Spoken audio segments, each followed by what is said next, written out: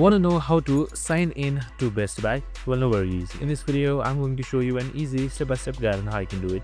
It's super simple and under a minute, so let's get straight to it.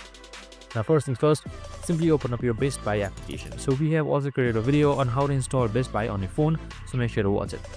So once you have opened up your Best Buy, you should be under this interface and it should be on your home by default. So right here, you should also be seeing sign in. You can just simply select that, or on the bottom right side, you should also be seeing account. Just simply select that and then select create my Best Buy account, or on the top right side, you should be seeing sign in. Just simply like that. So now once you have selected sign in, here you should be seeing your sign in form popping up. So you can just simply type in your email address right here and then select continue.